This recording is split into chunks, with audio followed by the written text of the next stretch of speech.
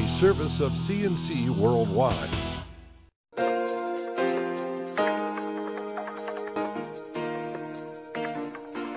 The Daily is a service of CNC News and Jib Jab Greetings. I'm Bud Lowell. Your full AccuWeather forecast is always on top right here on your CNC local news pages. It is primary election time across the Empire State on Thursday. There are two interesting races in the Rochester area that we'll report on after the polls close at 9 p.m. and they open at noon on Thursday. The highest profile is a competition between three Democrats who all want to run for the 137th Assembly District seat. This is a new seat in the state assembly, created by redistricting after the 2010 census. It covers much of the city and part of Gates. Longtime Assemblyman David Gant, the chairman of the powerful Transportation Committee, wants to represent the 137th. His current seat is being eliminated by the redistricting. Gant has been a member of the Assembly since 1983. His family has deep political roots in the city of Rochester, but this is the first time in 20 years that he has faced a primary challenge. The challenge is coming from two people. First, Jose Cruz, a Rochester school board member who also served for a number of years representing part of Rochester on the Monroe County Legislature. He says day one he'll be reaching out to the Finger Lakes Economic Development Council, Rochester Business Association, and most importantly, Rochester's neighbors to find more ways to bring opportunity to the community. The third candidate, John Lightfoot, a Monroe County legislator and former member of the Rochester City Council. He says his key issue is helping children with mental health issues. Lightfoot says many of the kids in his part of Rochester don't have supportive lives at home and they have few places to turn.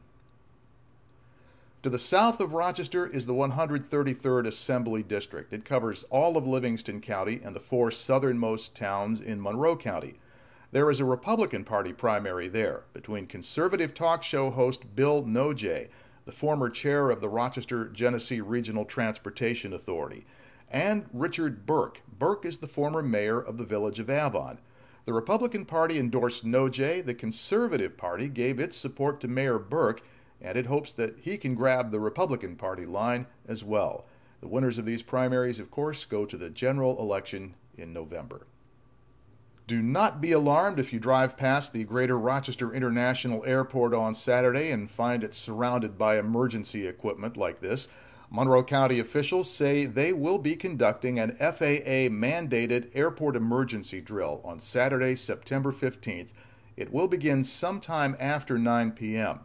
These drills have to be conducted once every 3 years. This one will involve more than 150 volunteers, all playing the parts of people caught up in a mock emergency.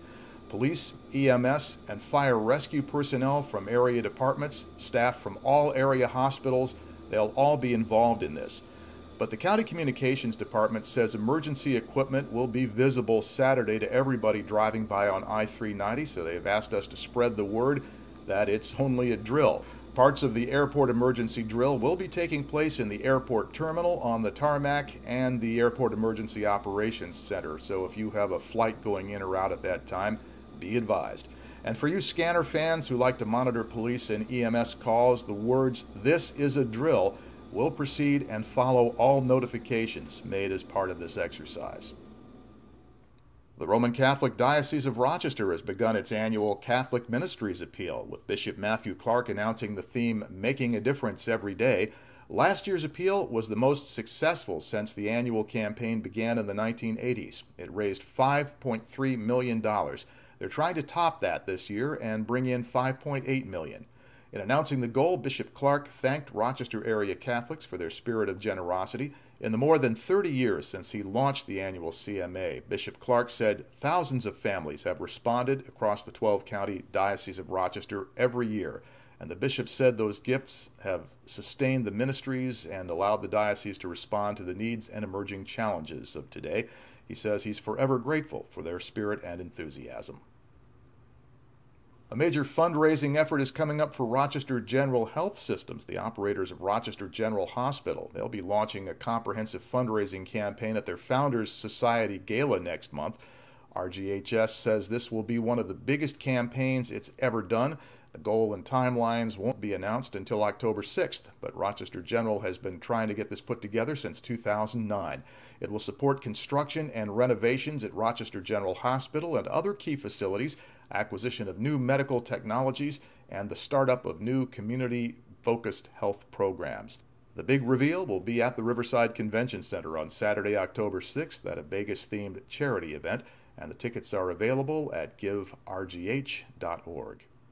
Coastal Cleanup Weekend is coming up. The town of Greece is participating, and they'll be having cleanups at Braddock Bay, Payne Beach, and the ponds, Buck Pond, Long Pond, and Cranberry Pond. It'll be rain or shine. Come dressed appropriately if you want to volunteer, and wear suitable footwear for hiking in muck. Participants should also bring some gloves. They will provide the garbage bags. Registration is preferred, but walk-ups are welcome, and you can see the town website to get more information on that.